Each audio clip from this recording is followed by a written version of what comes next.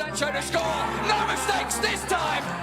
That is a rocket. Royce and another fantastic goal by Marco Royce. Haaland's volley is beautiful beyond compare. Jetzt kommt das Wunder von Dortmund. Foulspiel von Inzo an Götze. Needs to lay it off. We're going to shot away. Oh, what a goal! Welcome back to Dortmund Dispatch. Today I'm joined by Brian and Joey, and we're going to be talking about Dortmund's 2-0 away win at St.Pauli. But first off, Joey, how was your weekend? Not too bad. It's had snow last week and 70 degrees this week, so weird weather, but can't complain because Dortmund won again, and it's always a little bit more fun to talk about Dortmund winning on this podcast than it is to talk about them losing. So happy about that. How are you doing, Eli?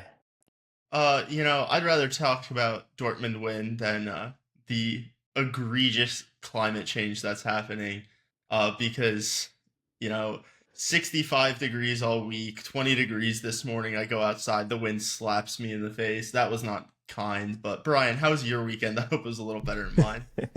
In terms of that, in that sense, it was exactly the same. It went from 58 yesterday to down to 22 at night. So I mean, we're in the midst of that here too in New York. So it's just about the same. But yeah, positive to see Dortmund getting a winning result. So that brightened it up and made it a little bit of a warmer feeling weekend, let's say. Yeah, I had a great time with my friends watching the game at the pub. Hadn't been at my local pub with my fan club in a couple weeks, but that was very nice part of my weekend. Went to the thrift store, found absolutely nothing in my size that I wanted. So that could have been better. But the Dortmund 2-0 performance, could that have been better? Brian, do you want to talk a little bit about your general reaction to this 2-0 win? Yeah, sure. Overall, obviously, it's good to see that we're getting winning results. Can't complain about the clean sheet. I think over the course of the last few games, we've seen the Dortmund side kind of stabilize a little bit more. So it was a lot more of a steady performance. So there is that to take from it. Obviously, in the first half, you had St.Pauli threatening a little bit more, and we did look a little bit more wobbly, but that's kind of been the case overall when it comes to our away games this season in general.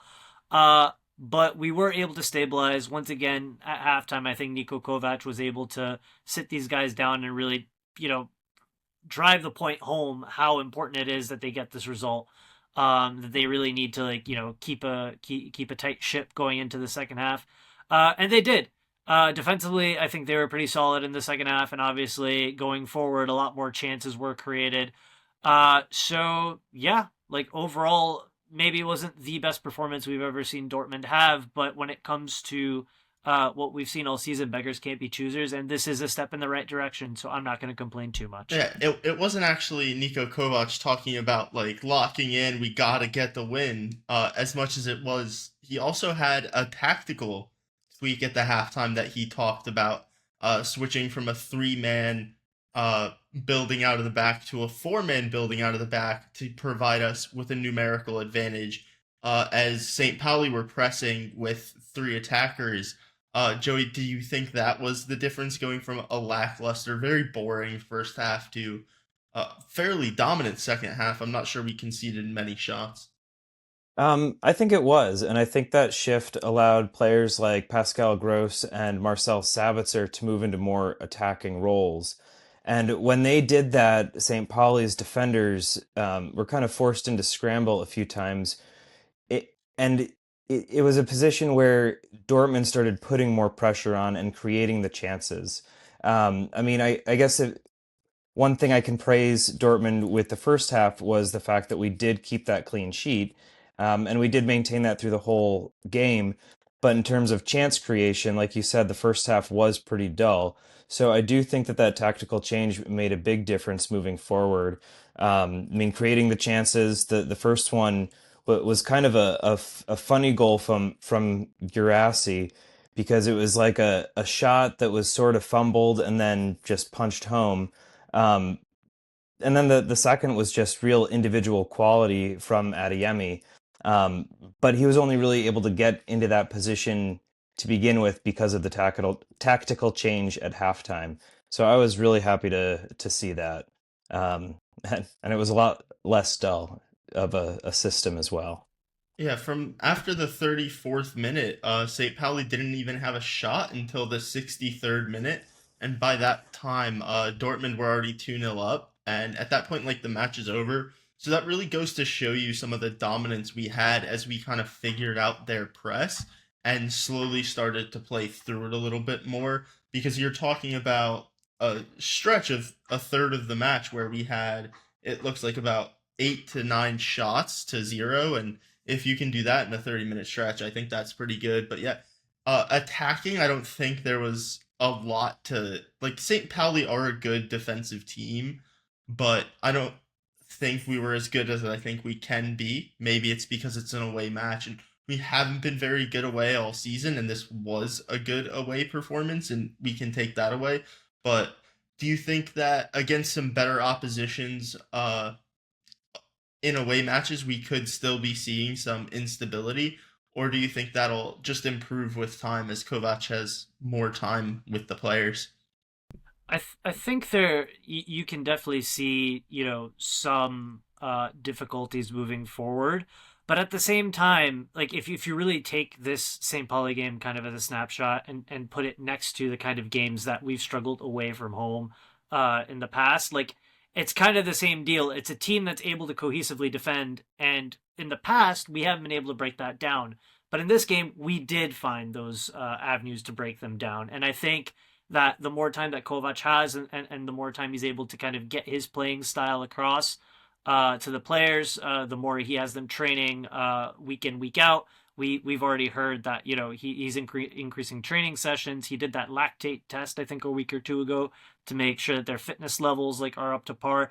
And it's clear that going into like him coming into the club and taking over, maybe those fitness levels weren't there. So maybe we're seeing a little bit of that as well now. They're kind of getting like back into shape, quote unquote. It sucks to say that maybe they weren't necessarily maybe in that physical shape to be able to perform the way they're supposed to.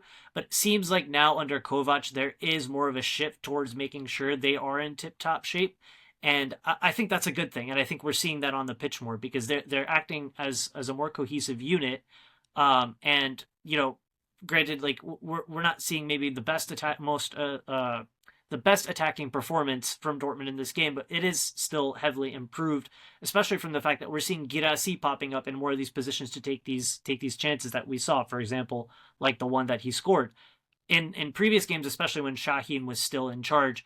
One of the things that frustrated me the most was you had to see Girassi so much more in the midfield because he wasn't getting any service and he was trying to be the creator because no one else was doing it. But with this tactical stability that Kovac has brought, you're seeing that burden kind of lifted off of his shoulders, and he's able to pop into those positions where he can be threatening and more dangerous, and we're benefiting from that. So I think overall, when it comes to the away games and the type of opponent that we faced, yes, maybe we will have some difficulties moving forward, but I still think that under Şahin and under the previous systems that we had played, we still struggle in this game, and this might end up being a draw or something like that. But we are moving in the right direction, and yeah, I see positives. Maybe not the best performance, but definitely positives. And I totally agree with that. And I think both the team and Niko Kovac seem to have learned from some of the mistakes that were made in the Bochum game, and really applied that in this match against St. Pauli. I think both teams kind of line up in a similar structure against a team like Dortmund, where they try to absorb that pressure defensively and then hit us on the counterattack. And Bochum did that really well. But we just didn't let St. Pauli do that. And in the second half, those tactical shifts, it turned Dortmund into such an attacking unit that St. Pauli wasn't ever able to really formulate those counterattacks. And I think that is a really good system moving forward. But I don't know if I have too much more to add on that subject, though.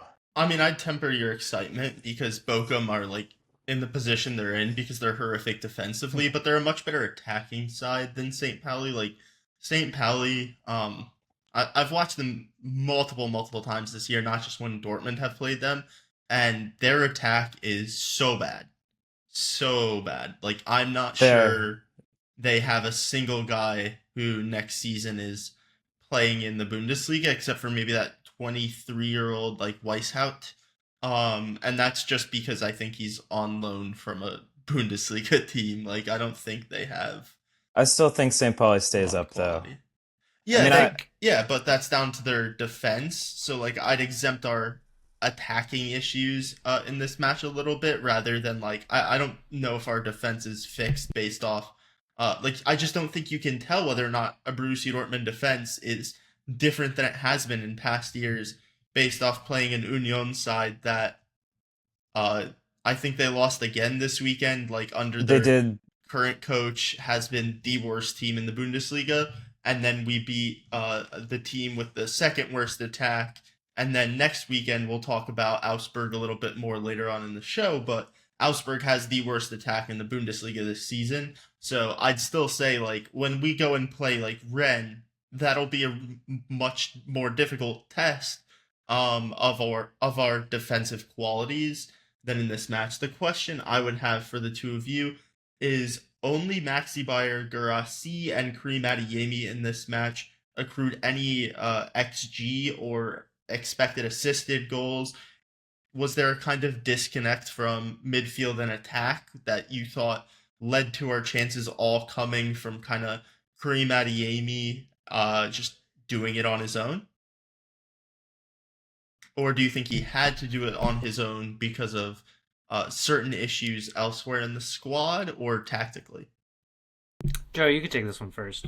I mean, I think Kovac might have said this at one point, but I think we really knew what to expect going into the St. Pauli match. I mean, I think with the recent changes in structure over the last few matches, I think I predicted that this was going to be a 1-0 win for Dortmund. So I mean, I think Dortmund would have done just enough to get over the finish line. And I mean, Adeyemi has kind of been overdue for a goal. I think it was a little unlucky that he didn't get a goal contribution in the match last week. He has been looking really good. So for him to just kind of have this breakaway, beat the defender, beat the keeper, I think that's just kind of icing on the cake for this match. But I wouldn't necessarily say there was a huge disconnect between the midfield. I mean, certainly in the first half, we played much more defensively, but the second half there were balls going into Guirassy. There were a couple of chances created. Both Pascal Gross and Jan Couto had a couple of decent crosses into the box that I think could have been converted on another day, but were well defended, to give a little bit of credit to St. Pauli. But I wouldn't necessarily say that Karim Adeyemi did everything in this match, but it is really good to see him able to maintain this kind of speed and like acceleration on the pitch that long into a match. I mean, this is a player who, under Nuri Sahin, I was getting nervous every time that he was playing past the 60th minute. And now somehow with longer practices, he's going like a full 90 or just about, and doesn't seem to be having too much trouble with it. So that's, I mean, it's all really good to see. Yeah, so like when it comes to the disconnect, we're talking about, like, yes, midfield is still an issue, and I guess like no one can really deny that. But at the same time, I think performances are improving because once again, Kovac has brought some sort of structure and stability to where people know what their roles are. It's not, people aren't just floating. It's not like we just have bodies on the pitch as placeholders for the most part. We do have some, but we'll get to that later. Like everyone's being useful in some way, shape, or form. And I definitely agree with Joey in the sense that I do think we are seeing, more connectivity between midfield and attack, and that's why we're getting these chances. And that kind of goes back to what I was saying earlier. We're not seeing Guirassy, stuck in midfield for an entire game anymore. He's able to push up and actually play his role. So I do think that, that there's an improvement in that sense. And we take it with a grain of salt because it is St. Pauli and all of that. But at the same time, once again, like going back to what I said earlier, I really think a few weeks ago, we might be drawing this game 0-0. Honestly, that's what I see. Now, when it comes to Karim Adeyemi, yeah, 100%. He had a really big impact in the game, obviously being the person to be able to get the ball to Guirassy for the first goal and then scoring the second one himself.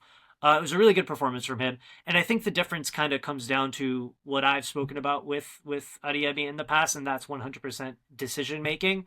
Like for the first goal, he's not just haphazardly shooting; he's dribbling and thinking about what to do next, and he sees that he has an opportunity to give it to Girassi, gives it to Girassi, goal. Second goal, cool, calm, and collected, is able to cut in instead of haphazardly trying to shoot or like go wide or something.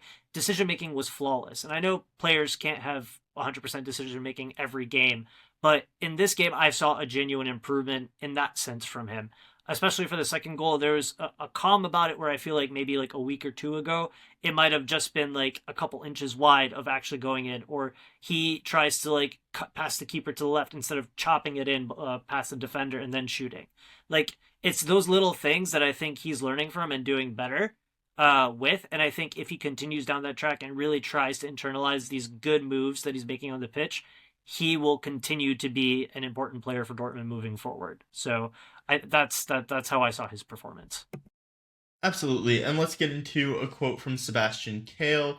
We knew that the longer the game went on, we would definitely get our chances, and we also knew that we had to stand our ground today. We did that. In the end, we deserved to win by a clear margin. One goal with the coaching change was to regain stability. The team took another step forward today.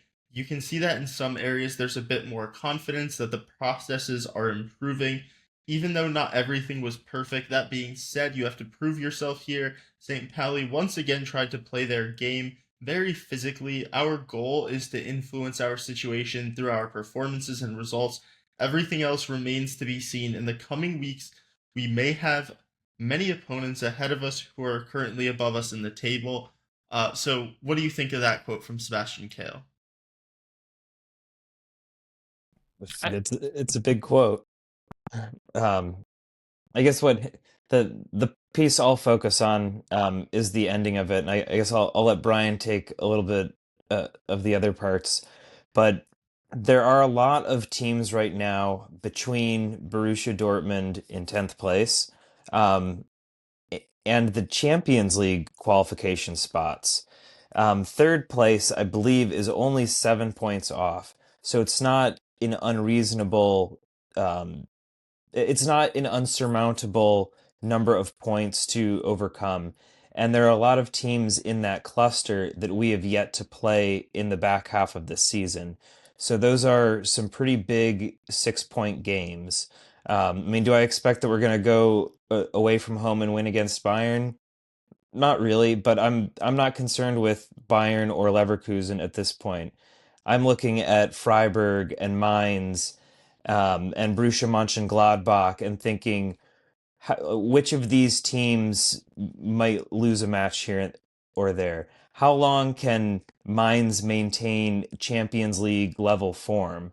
And I believe Mainz travel to Dortmund, so that's a big game where I mean that we have direct control over taking 3 points when these teams lose 3 points. So if our team and our coach and these players can almost treat these matches like finals, essentially. Like we need to win these games if we have any hope of playing a Champions League next year. Then I think the hope of qualifying for Champions League is not necessarily gone just yet. But as Eli mentioned earlier, the string of matches we have right now are not necessarily the toughest opponents. I mean, 3 weeks in a row, we've actually played teams behind us in the table. So we are going to face a couple major tests coming up. Augsburg next week, and I think Red Bull Leipzig right before the international break, if I'm not mistaken. And I think that's going to be a really big match because Leipzig is struggling right now. I think Leipzig they lost to Mainz this weekend, I believe. Yes. So that's a team that seems like they may be headed for free fall on the table, and if Dortmund can take advantage of them while they're struggling, then that's another one that we could surpass. So yeah, basically there is a realistic path to Champions League qualification, despite the fact that we're in 10th place right now, and that's my biggest takeaway from the end of that quote.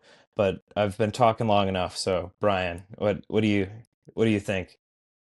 Just to touch on what you said there, you said playing Mines and treating it like a final. I think we tried that once before, and it kind of hurt on a very deep and personal level. But jokes aside, got to deal with the pain with humor, right? Um, Yep. but yeah, I mean, I 100% agree with your assessment of that, and I do think that is very much surmountable.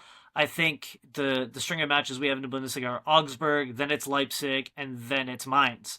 So you play those 3 games in a row, you get 9 points out of that. The table looks very different by the end of March, and we could be in a really good position to take back those European spots.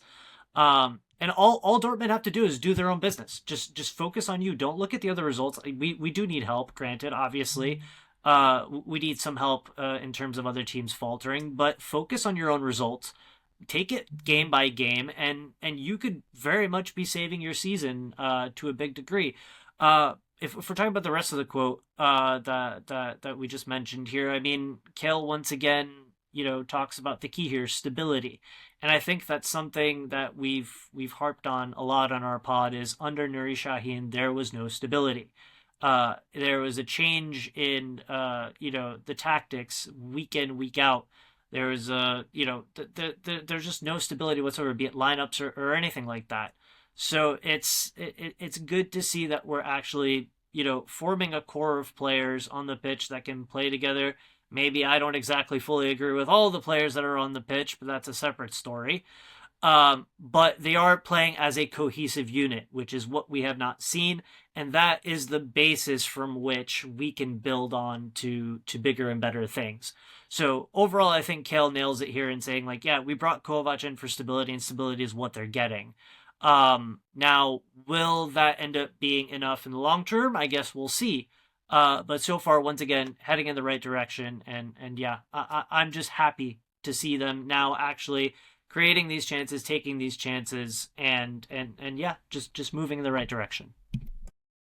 Yeah, what's standing out to me is that since Niko Kovac has come in, the quotes we're seeing come out of the club after any win is very different to the way Edin Terzic spoke, Nuri Sahin spoke, Emre Can speaks.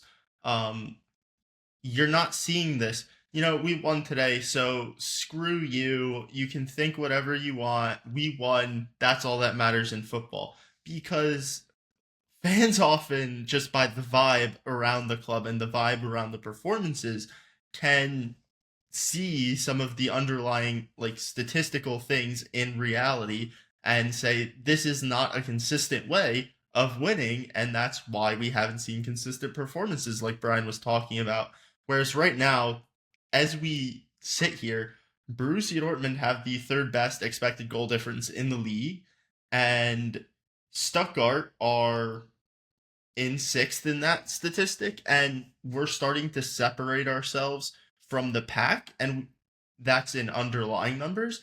And this result, yes, we're not there. Like Sebastian Kehl says, we have to prove ourselves in the coming weeks when we play these teams, the teams around us. But we've proven so far that we can compete and dominate in some of these games. And let's say you only draw Mainz at home, but you dominate the games against the bad teams. And Mainz, because they're a bit less dominant, drops some points here and there, and then all of a sudden you're looking at a genuine top 4 challenge because the pack around us is so close, and we've just taken ourselves, even though we're still technically in 10th, we're now within a place where we weren't last week or 2 weeks ago, where with one win in a certain match week, we'll jump up 2-3 places. If we win again this weekend, and if we win again the weekend after, we'll be in a very, very good position for top 4, because all these sides are at the point where they're playing games at a high variance performance level, and that's why you're seeing so much change week to week with who's in 4th and who's in 6th. And Dortmund are now in the place into a position where we can take over teams very quickly. So we'll see what that looks like. But let's get into our star of the week. And I don't often do this, but I'm going first because I gotta take Kareem Adeyemi, who said after this splendid performance, I'm very happy that I scored a goal and even happier that we won. In the last few games, I've regained more confidence. They were quite okay, but there's definitely still room for improvement. I'm building on that. I want to score many goals and provide many assists for Dortmund, and that's a great attitude from Kareem Adeyemi. Has a great performance, scores the second goal by himself essentially, creates the first goal, had another couple balls across the box where he wasn't necessarily on the same page as Guirassy, whether that's his decision making, Guirassie's. Um, Not for me to say. I'm not in the back room in their chats, but this is a guy who over the past like 3 to 4 weeks has put in a performance almost every single week that would merit a goal or assist. And you could really flip back and forth. Like 1 week he should be getting a goal, 1 week he should be getting an assist. But that's just because he's consistently getting into great positions. And that's what you want from your attackers. Like there will be weeks where he's not going to get a goal or assist, but if he keeps performing this way, there are going to be fewer and fewer of those weeks where he's not contributing. And this is a week where he was the guy. Like, if we wanted to create a chance, he played like a ball through for the Koto a couple times. He played balls through for Guirassy. Like, he wasn't just running in behind and getting on the end of chances. He was also running in behind, setting up chances for other people to get in behind when they were in that deeper block. He was attacking in so many different ways, and that's how you go from a player that's just a fast guy to being a guy who's genuinely world class, because with that pace, you have a skill that no one can really match, and you really see that in the second goal because that guy has like 3-4 steps on him and he's just around him, and the defender just looks lost. And because of that pace, the defender has to commit early to catch up to him. He gets sent for a bag of chips, and then that makes the finish so much easier because he can take it from a standstill instead of full speed. But Joey, who is your star of the week? Well, I know that Pedro would be pretty excited if he were here because I'm going to give my star of the week to Jan Kuto. Um, he has not had very many minutes this season, but in this match, he was given a start, and I think he did a pretty good job. Um, I think my biggest issue with Jan Kuto so far this season has been the fact that I feel like he's played so few minutes that I haven't really been able to form an opinion of him. Um, but in this game, I would say the first 15, 20 minutes of the match, he looked very much like he has in his substitute cameo appearances. A little shaky on the ball, a bit shaky in defense. But what I really liked about watching him in this game is that the longer the match wore on, the better he seemed to play. And I think we started to see it, especially at the end of the first half, with that cross into Adeyemi, which was probably the best chance of the first half. But I thought he found space pretty well a couple of times through the midfield. I know he didn't have a goal scoring contribution, but I saw much more of the promising player that Dortmund recruited in the summer. The young player who's got a lot of agility. It was another interesting thing was that I felt like in that first 10 or 15, 20 minutes, he was getting beaten quite frequently. But then late in the second half, he was beating his opponents. So I'm becoming, I think I told Pedro this, but I'm becoming more and more convinced that Jan Kuto simply needs more minutes in the Bundesliga. He needs more minutes to really adjust and adapt to the Bundesliga pace. And once he has a few starts, I think we're going to really start seeing that the potential that he has. So if it comes down to Jan Kuto or Niklas Sula on right back, right now I would definitely pick Jan Kuto. Yeah, I think St.Pauli definitely targeted him in this match, and getting targeted because of a deficiency is fine when the squad can kind of assist you a little bit.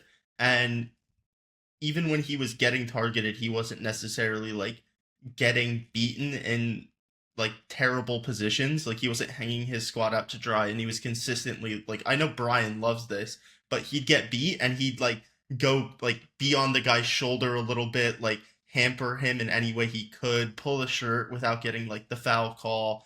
Brian's smiling for our audio listeners because that's what makes his gears go. Yeah, I mean, listen, I'm not here to advocate for unsportsmanlike play, but let's call a spade a spade. Jan Kuto is a smaller guy. And at the end of the day, he's not going to be as physical or be able to be as physically imposing as some of the other players we have at fullback, like a Julian Rierson, for example, right? So if you have to, kind of put your shoulder into it a little bit more to kind of get your point across, by all means, you're not injuring anybody. You're playing the game the way that it's played these days. So at the end of the day, I think that's good. I think he needs to be a bit more imposing. He's never going to be, a bully in that sense, but he can definitely do more, and he did more in this game. And that, you got to give him his kudos for that. But yeah, I 100% agree with Joey. I think he needs time, and he hasn't gotten a lot of that time, and I think people are writing him off way too soon. He is playing, obviously, a little bit different of a position, because I think for Gironi he played more of like a wing-back position, so he had less of that defensive responsibility. And even when he was being signed, I think people forget that we knew that he had defensive deficiencies. That was very clear from the jump. I think he's just a different profile to Rierson, and I think that's more of an asset than kind of something that hampers him, because you do need those different types of players for different situations. And from an attacking standpoint, he could be really good. He's shown that. So give him the confidence and minutes to play, and I think he'll do much better. And we kind of saw that in this game. So here's hoping he continues to improve. And your star of the week. Yes, I know. I'm getting to that. So my start of the week, I'm actually going to do something that a couple of you guys had done for Shaheen, except for in the dud of the week. So I'm going to go with Kovac for the start this week. I mean, I can harp on what I already harped on with regards to the stability and all that. I'm so glad to see us being a cohesive unit again. But if you really take like a bigger look at like the changes that have occurred since he's come in, I think it's 12 goals scored, 4 clean sheets across all competitions, and now we have our first stretch of 2 consecutive Bundesliga wins. That's pretty good. Like, beggars can't be choosers. We're doing pretty good when compared to the first half of the season. So I do like what he's doing. I think obviously it's not perfect, because we have our concerns when it comes to that, and we talk about that pretty frequently. But I think he's doing well, and I think he's doing probably better than a few people might have expected. So kudos to him. Yeah, I just got to shout out Guirassy before I kick it straight back to Brian for his dud of the week, because Guirassy was also excellent in this match. He was. And on a different week, very easily could have gotten someone's shout for star of the week. But Brian, who did you not think proved themselves this weekend? Oh boy. Just a quick note on the Guirassy thing. The only reason I didn't pick him was I thought you guys were going to pick him, and I already had my whole spiel lined up. But anyway, shout out Guirassy. Really great. Yeah, my dud of the week. Gio Reyna. I think that's a pretty clear one. And I don't mean that like in a demeaning way. I think he was just very much invisible in this game, and I feel like he's just been better coming off the bench. I don't know what it is, but when he comes off the bench, he is better. And for some reason in this game, like, he didn't do anything spectacular. He didn't do anything necessarily wrong, because when you still compare his performances now to Brandt's performances, you still have like the brilliant moments where Brandt comes out of nowhere with like a crazy pass or a crazy goal or whatever. And like, he didn't do that in this game, but at the same time, he didn't give the ball away necessarily in any dangerous positions, and didn't leave us like out to dry the way, for example, Brandt has done on numerous occasions. So he does have that going for him. Like, he's pretty tidy on the ball, and like, even if it's not like a spectacular pass, it's still going somewhere, and it's not going like to our detriment necessarily, or at least it didn't in this game. So, but still, like, when you think about the type of player you want playing in that midfield position, in that 10 role, you want a creative outlet, and I want him to be that creative outlet, and he's shown that he can be. But like, in a performance like this, you really think about like, like, what if Dortmund really did have that like consistent day-to-day 10 that can perform week in, week out, how much better we would be. And the answer to that question is immeasurably better, I think. I think we'd have a lot more chances created from that central position than we did in a situation like this. And while it just comes down to the fact that he just didn't have much of an effect on this game. And yeah, I don't know. He was just kind of invisible. So that's kind of why I chose him. Yeah, I've been very critical in my real life talking to my friends about how bad Gio Reyna has been as a starter this season. And I think it's deserved because as a starter, it's not there. But I think it could have been 2 years ago when the underlying numbers were way better off the bench than they were this season, because this season the underlying numbers off the bench aren't even good. And this is kind of just what happens when you get like barely over 1,500 minutes in the last 2 seasons. And in your age 21, 22 seasons, like he's now at a point where he needs to be sold for as much as we can to a team in a weaker league where he will play every minute he is fit because he will be so dominant in that league. And that should be a league like the Eredivisie, like an Ajax potentially, or PSV, where countryman Malik Tillman might be on the move this summer. Or even like an AZ, like somewhere where he can run the show, do whatever he wants. I know some of these clubs have like Malambos at like Feyenoord, so that kind of rules out Feyenoord, even though they have a bit of money. But yeah, like this is a guy that just he needs minutes, and he's never like he could one day be good enough to play for a club the size of Dortmund, but he's just not there right now because he hasn't had minutes in the last 2 years, and he looks fantastic off the bench in recent matches, but in the starts, there's nothing there. Like right now, he's only turning the ball over on the wings and like passing it out of play, and that's not going to hurt you as much as some of Brandt's mistakes. But if we start seeing him play against non-relegation opponents, because if I list off every opponent he started against this season, I think aside from Barcelona, it's like Bologna and relegation candidates in the Bundesliga, and that's not a very high bar that he's being asked to meet, and he's like not necessarily meeting it to start beyond these games, but he's showing that you can rotate as Borussia Dortmund and still beat relegation candidates, which is something I've been saying for a long time. And earlier in the season, I think we all advocated for Gio Reyna to be given an opportunity to fail, and he's been given it. And like for Julian Brandt has cost us significantly in several matches, but he's been a net positive on the season. And Gio Reyna as a starter has been like neutral at best. But Joey, who is your dud of the week, or do you want to dig into Reyna a bit more? I don't think anybody else deserves it, you know, and that's Go on, Joey. really that's tough to say as a fan of the player Reyna. But I think you've all kind of said what there is to say about it right now. On Julian Brandt's bad day, he still gives you a little something. And I just feel like Reyna in these last couple of matches has been pretty much invisible. And what we saw, or I'm sorry, I said Bochum, I meant the Union game. But what we have seen in the last couple matches, or like the style that Kovac is going for in the second half of this match yesterday, this is where a player in the 10 position should thrive.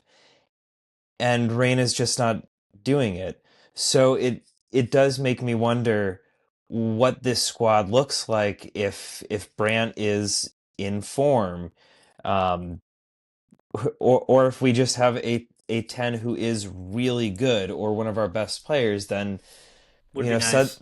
Suddenly the chance creation is even better. So if we have been talking about decent chance creation the last couple games, what does that look like if we have a good 10? But I don't want to talk any more about Reyna. So who's your dad, Eli? I got a quick one. This is a guy whose name actually is in the Dortmund lexicon this season. Not many people would have known this name at the start of the season, but it's Mike Tolberg. 2-0 home loss for the U19s against it's gonna get worse, Joey, against Unterhaching. I'm sorry for the pronunciation, but that is the team that is rooted 20th in the table in the third tier currently. The last 4 games they've played, 3 losses coming into this one. Dortmund 2 wins and a draw. I don't know if it was because I'm not even 100% sure that Tolberg's still with the U19s, but I think he's back there. And he's had some issues since he went back down to the U19s. Maybe that's because he missed their winter break, and that would really affect his ability as a coach. But you gotta beat Unterhaching, I'm gonna be honest. But let's move on. Dortmund versus Lille. The first leg is at home. The majority of you will this will be live before the match, but the majority of you will probably listen to it after. Lille just lost 4-1 to PSV. I need to see who actually played for them in that match. But what are you guys expecting from this one? I mean, Lille have had a pretty good, Champions League run to get to this spot, I would say, overall. I think they're definitely punching above the weight that people probably thought they would be. And obviously they do have some quality players, player like Jonathan David, who has 8 goals and 3 assists, in the Champions League so far this season. So there's definitely something for Dortmund to think about there. But once again, just like Lille have, their standout players, a Jonathan David and Andre Gomez and this, that, and the third, we also have our players that we can rely on. I mean, I still believe, and you guys can correct me if I'm wrong, but I'm pretty sure Serhou Guirassy is still the top scorer in the Champions League as of current, correct? Oh, that's almost certainly correct. I think so. So we do have the top scorer on our team, so we do have that going for us. Starting off at home, obviously, really good for us because we do better at home, as we've already harped on. So I think this is winnable for Dortmund. I obviously think there's no such thing as taking any team lightly or taking any team for granted. As we've seen Dortmund play this season, any team can really come out and give us trouble. Lille are a cohesive team, better than some fair few teams that have already beaten us this season. So definitely believe that Dortmund need to be wary. I do hope that we actually see a legitimate center back pairing for this game because Not happening. Okay, well, regardless, I still hope because having Emre Can in against like a St.Pauli, that's fine. You're all good there. But I do think that Lille are a cohesive attacking unit, and a player like David could run circles around Emre Can. So I would like to see Sule or Anton partnering Nico in center of defense at this point in time. And I would like to probably see Rierson and Svensson out in the fullback positions as well, just to give us a bit more of that like defensive solidity, because Svensson in particular has been performing extremely well since he joined. I see this being I'm going to go with a 3-1 win for Dortmund at home, because I do think we're on a hot streak right now, and I think we're actually learning where the back of the net is right now. And yeah, Guirassy's just in form, and I think he could really do a job here. So I think that's his former club too, so he'll have like extra like impetus to score as well. So yeah, I'm gonna go 3-1 for Dortmund in this game. Yeah, they never gave him a chance I don't remember if you're correct in saying that's his former club. I because I just don't have the French club he played for off the top of my head, but he never was a starter if it was them. Much like in this match, Jonathan David getting rested, just 27 minutes for him. Haraldson, just the 45 minutes splitting with Angel Gomez, which are 2 of the regular starters. Benjamin Andre, Nabil Bentaleb, who, if you remember, played for Schalke, had to live in the worst city in Germany for a couple of years there. So feel bad for him, but not actually, because he played for Schalke. And then Thomas Meunier all got the full 90s in this one. So they rotated some guys for sure, and they'll have a little bit of the advantage in that way. But in terms of quality, anything other than 2 or 3 goal victory for me is just, it's not good enough. because we're Borussia Dortmund. We're playing at the Westfalenstadion, and we should be beating a team like this. Like they're playing a 34-year-old who was good and a 30-year-old who was never good in midfield for 90 minutes. So whoever they 29. I was off by 1 year. Nabil Bentaleb is 30. Happy birthday to him. But this is a team that Dortmund should be able to run past to do things against, and we'll see what happens. Does Julian Brandt return to the 11? I think so. But yeah, we'll see what happens in this match. But I'm expecting a dominant victory. Before Joey shares his thoughts, just to confirm, so he did play for Lille, and then he moved to Cologne for $2 million in the 2016-17 season. So just validate. Great ball knowledge from Brian Nice. there.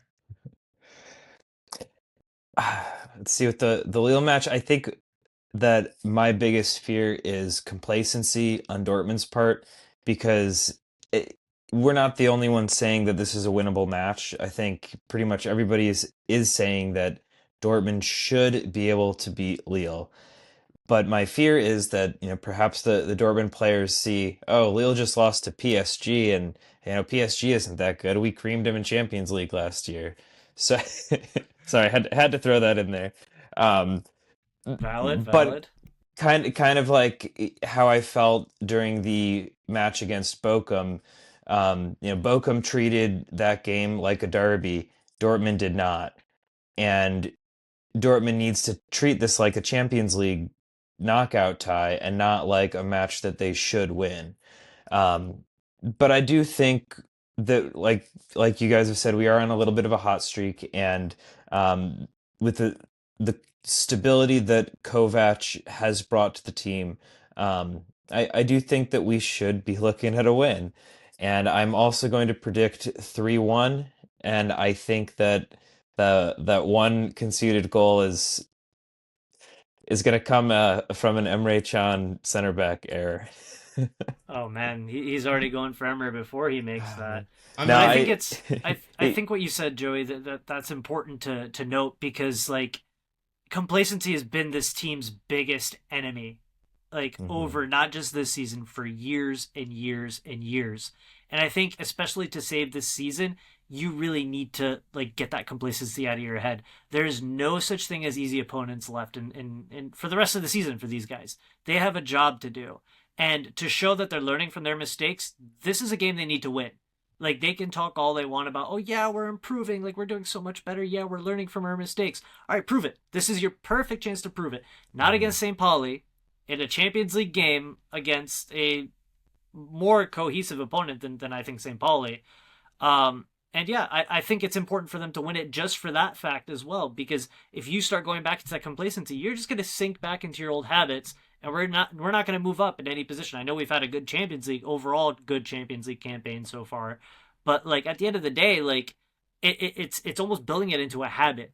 There are no easy games, and that's what I want them to internalize. 100%. And I mean, when I look at Champions League this season, it's great that we are still in it. And, if we get to the quarterfinals and lose to Barcelona, people aren't going to be that angry. Barcelona's having a good season. They're scoring like crazy. It's Robert Lewandowski. But if we get knocked out in the round of 16 to Lille, people are going to be pretty upset. And we've already had a pretty disappointing season. So this is a little bit of excitement that can be extended a few weeks into another round. Plus that also brings with it a little bit of extra cash for Dortmund. I don't know what the exact numbers are, but yeah, I mean, we really should get a win here. Yeah, it'd be 10 plus million, and you know who would love that? Hans-Joachim Watzke, and he talked about how there is not a bad smell at Borussia Dortmund earlier this season, and you know what would bring a very bad smell to Borussia Dortmund would be losing to Lille. So hopefully that won't happen, but Brian was talking about how this is a bit of a prove-it match, but let's talk about a different match. That's not really a proven match. It's a must win. It's you lose, it's an embarrassment. And this is up against Augsburg. And what can we expect from Augsburg this in this match? I obviously said they have one of the worst attacks in the league, which is not making my point about Demirovic not being very good. That was my opinion. I stand by it. He's not looked especially good under a better team, better coach team as well. But Augsburg, since he's been gone, has been very poor in attack. But can you tell us anything else about him, Joey or Brian? I've been watching Bundesliga for enough years at this point that I just find Augsburg to be a fairly boring team, and if for some reason we have a really big Augsburg team or Augsburg fan listening, I do apologize. But they never get relegated. They're always staying up. They never really fight that hard for Europe. They never have the strongest attack, but they can still be a thorn in our side. So I very much think that this is going to be a similar game to the previous two. Um, I think that we could see a fairly dull first half like we did against St. Pauli, which, while it's not the most exciting for the fans to watch, I think that a half like that allows a coach like Niko Kovac, who's very pragmatic with his tactics, to figure out what the necessary changes essentially need to happen to win the game. So I could see this as like a 0-0 at halftime and then a 3-0 in the second half kind of match. But I do think that the crowd's going to get going. Some of these players It is a home match. have confidence. It is home. Yep. Players are getting a little bit of confidence. I think it's going to be a 2-0 win. That is my prediction. But maybe Julian Brandt has found his form under Kovac and becomes the playmaker that he was last season. Or maybe Karim Adeyemi just has a crazy Celtic-like evening. But I don't think that I don't think Augsburg is going to do too much on the attacking front when Kovac has really instilled a kind of compact defense, especially with the Schlotterbeck-Emre Can pairing. I think Augsburg, they got a draw today with Freiburg, is that right? Yeah, no. But this is another team that, like, this is 3 points that we could take, and if we do, then that's 9 points in over 3 consecutive matches. And I don't know. What do you think, Brian? Boy, three consecutive wins. I can't remember the days we used to do that. That'd be great. No, that'd be like a kid in the candy store. I'd be very happy with that. Yeah, I mean, listen, at the end of the day, with this Augsburg team, you're looking at a team that over the last 5 matches has drawn 4 of them and won 1. So, and I know in the past that, Augsburg, kind of like what you said, Joey, have been able to be a thorn in the side for Dortmund. But I think if we continue to build confidence, our players continue to be in this red hot, Veda form, like you do set, and especially with it being at home, you do set up that, like, you do set up a good opportunity for Dortmund to continue that run of form, to extend it to those 3 wins. So I'm going to predict the win as well. I'm going to say, I think 2-0. What you said, Joey, is a good outlook for it, because once again, Augsburg aren't probably going to be the side that's going to come out and like attack us and do this, that, and the third. They're probably going to be more so along the St. Pauli line, trying to soak stuff up and see what they can do on the counter. Not that they've been great at that regardless this season. But they will try. So, and hopefully we can continue our good run of form and take them seriously. And I think that once again, it comes down to that: take your opponent seriously. And as long as they do that, as long as they do their best on the pitch in terms of maintaining that stability and creating those chances that they've been creating, and Girassi in form and Adeyemi's in form, it all spells good things for us. So optimism. It's a bit of a homecoming for Marius Wolf. I have Yep. him setting up the lone goal for Augsburg in this as they lose 4-1. I'm going to go crazy. Wow. Initially, I was thinking 3-0, but, I think, I do believe that there is a thing where players return to their former clubs and play a little better. Look at Leo Bittencourt and what he's done the rest of the season. That speaks for itself. This is true. But yeah, so I think that's... Unleash the wolf. I think Unleash the wolf. Wolf or Meunier will do us, and I would prefer it to be Marius Wolf, and I think that one is also much more likely. Mhm. But I have a quick question for you two guys. Do you think Jamie Gittins or Valdemar Anton start either of these next two matches? With Gittins, I want to say he starts at least one of them for sure. If he doesn't start on the game against Lille, I do think he starts against Augsburg at this point in time. With regards to Anton, I hope he starts against Lille. I think that'd be great. I think the guy needs minutes to get in form and he needs to run a minutes together, and we need to start forming an actual center back pairing, because I don't think we can long term rely on Emre Can and Nico Schlotterbeck together. Schlotterbeck, yes. Emre Can, no. So it's like I do want to see our actual center backs getting more minutes. So I'm going to be hopeful and say against Lille, I think we see either Sule or Anton. And then if we don't see Gittins against Lille, we definitely see him against Augsburg. That's my guess. And I'm gonna agree with Gittins. I think that some bench time has probably been good for him, but I do think we 100%. will see him as the starter in one of these two games. I'm not sure which one. As far as Anton goes, I would love to see him start in one of these two, but I don't think it's going to happen. I think that Kovac is going to stick with Emre Can, Nico Schlotterbeck, and with how much Kovac has been praising Niklas Sula in recent weeks, it feels like if he were to drop Emre Can for one reason or another, that Sula would take that role.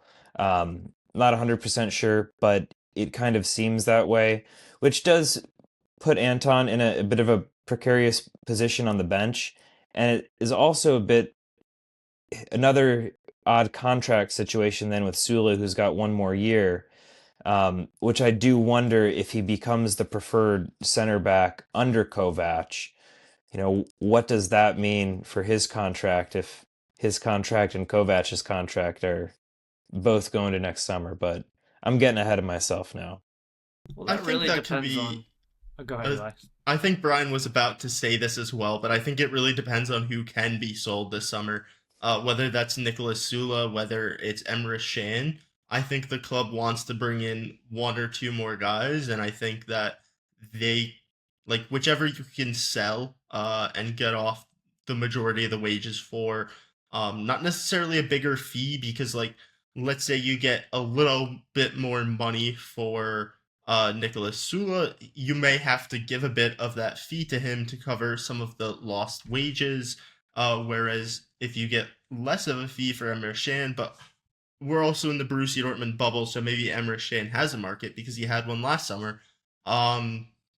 So we will see what happens there with that, but I think it's really down on which of the two the club can sell rather than anything else.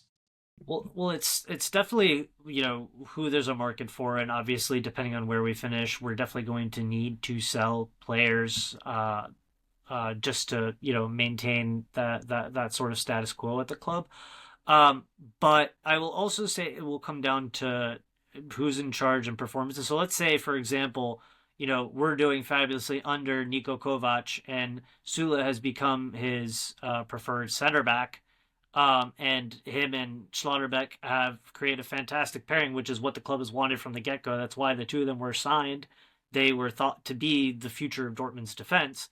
If they're able to, if Niko Kovac is able to get that or get that tune out of Sula and create that partnership, and the team is doing well and Kovac goes into 2026 and everything's swimmingly, both get extensions and there you go. And then Anton is the loser in that situation. I think that's also something to take into account. We're not going to really know that, I think, by this summer. I think that would be more of a long-term view. But of course, once again, kind of like what Eli said, that could get cut short if there's a market for a player and we're able to move them on. I mean, with Sule, you do have the wage situation, be it 10 million, 14 million, whatever it is a year that he's making. That's a lot. And obviously, he's had good performances, but he hasn't necessarily lived up to those wages per se. So that'll be a question for Dortmund to think about. But for example, I mean, if Sule till the end of the season is doing well and Kovac prefers him, and then there should still be a market for Anton, regardless, I think, just because he's had like a poor season this season doesn't take away everything he did for Stuttgart. Like, let's say a Leverkusen is interested in him again, then, you know, they have that option to sell him on there.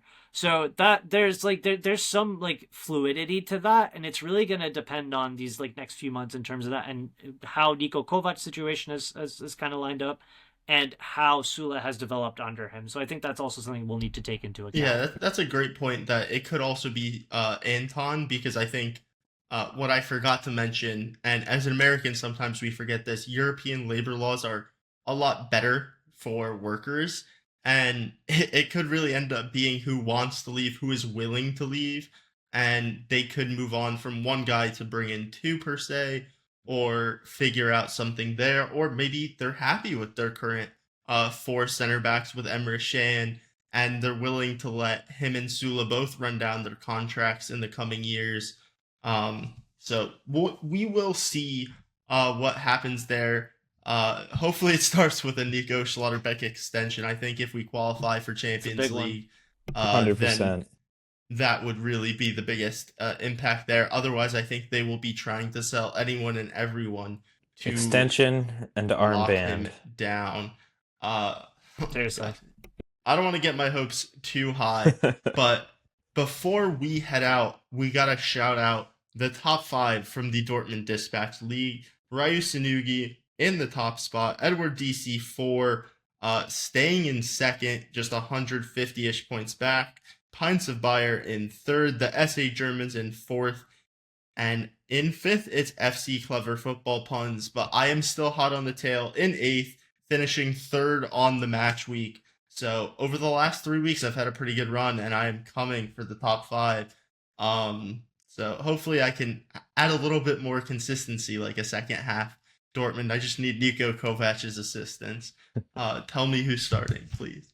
Because I've wasted money on Jamie Gittins thinking he was going to have that magical super sub performance in one of these last 2 match weeks, and it hasn't happened for me. But is there anything you guys want to plug before you head out? You can follow me on Twitter. It's J_Lamson_Meyer. Check out my written work and Pedro of Dortmund Dispatch, his written work as well, over at BVB Buzz. We are bringing on a bunch of new writers soon, so stay tuned for some great new voices and more Dortmund content there. BVB Buzz, and that's all I got. Yeah, definitely want to shout the boys at BVB Buzz out as well, because they've been doing a great job. Joey and Pedro have been doing fantastic. So definitely check out their work, and obviously the work of the new writers. I definitely want to second that. But as for myself, you can find me on Twitter and Blue Sky as well, Brian_Straub94 at Twitter, and then Brian Straub94 on Blue Sky. So yeah, feel free to follow me there. I will have a GGFN piece, I think, coming out sometime this week. It'll depend on when it's put up, but I'm finishing that soon, so that should be coming out. And yeah, so feel free to check that out. Well, thank you all for joining. Please like and subscribe to our YouTube. Rate us 5 stars if you're on an audio platform. But thank you so much for your support, and have a good one. Jadon Sancho to score. No mistakes this time. That is a rocket. Royce out. Another fantastic goal by Marco Royce. Haaland's volley is beautiful beyond Jetzt compare. kommt das Wunder von Dortmund. Foulspiel von Inzo an Götze.